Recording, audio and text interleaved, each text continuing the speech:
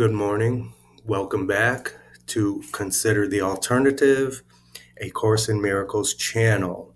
Hope everybody's doing all right with the lessons this far and practicing the lessons as prescribed in the workbook. Today we're moving on to Chapter 1, Section 6 and Lesson 6. From the text, The Illusion of Needs.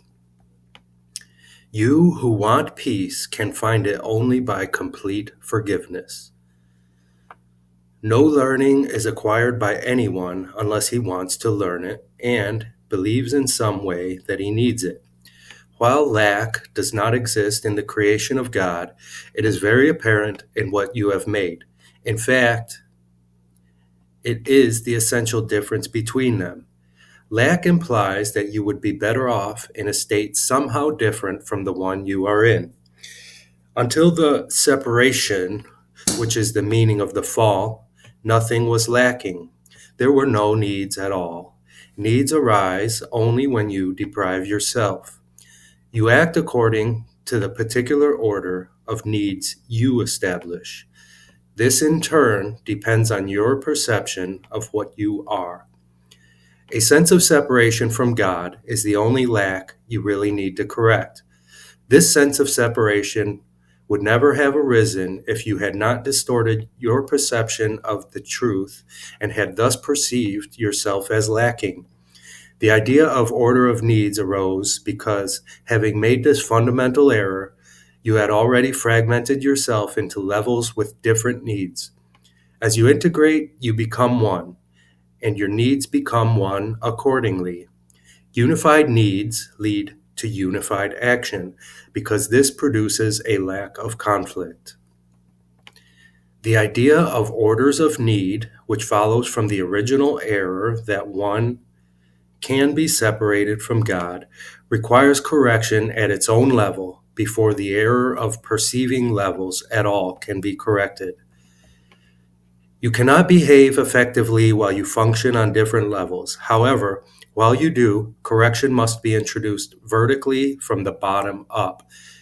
This is because you think you live in space where concepts such as up and down are meaningful. Ultimately, space is as meaningless as time. Both are merely beliefs. The real purpose of this world is to use it to correct your unbelief.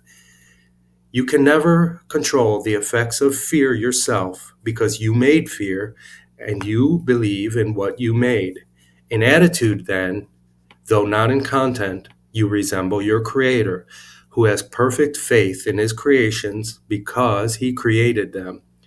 Belief produces the acceptance of existence. That is why you can believe what no one else thinks is true. It is true for you because it was made by you.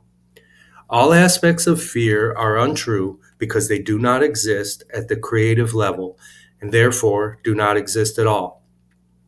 To whatever extent you are willing to submit your beliefs to this test, to that extent are your perceptions corrected. In sorting out the false from the true, the miracle proceeds along these lines. Perfect love casts out fear.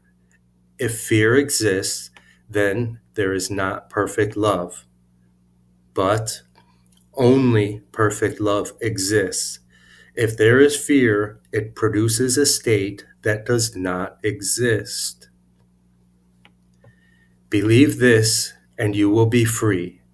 Only God can establish this solution, and this faith is his gift.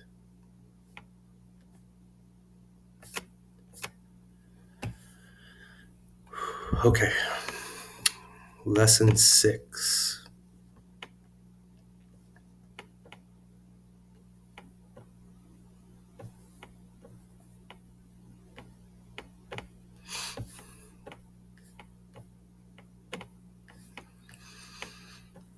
Lesson 6. I am upset because I see something that is not there. The exercises with this idea are very similar to the preceding ones. Again, it is necessary to name both the form of upset, anger, fear, worry, depression, and so on, and the perceived source very specifically for any application of the idea. For example, I am angry at blank because I see something that is not there. I am worried about blank because I see something that is not there. Today's idea is useful for application to anything that seems to upset you. You can profitably be used throughout the day for that purpose. However, the 3 or 4 practice periods which are required should be preceded by a minute or so of mind searching as before, and the application of the idea to each upsetting thought uncovered in the search. Again, if you resist applying the idea to some upsetting thoughts more than others, remind yourself of the 2 cautions stated in the previous lesson. There are no small upsets. They are all equally disturbing to my peace of mind. And I cannot keep this form of upset and let the others go. For the purposes of these exercises, then, I will regard them all as the same. Lesson 6, I am upset because I see something that is not there. Like it says, profitably be used throughout the day to anything that seems to upset you, but do the formal 1-minute mind searching and identifying, as it says here, name both the form of upset and the perceived source. So do the lessons 3 or 4 times with a minute of mind searching. I am upset because I see something that is not there.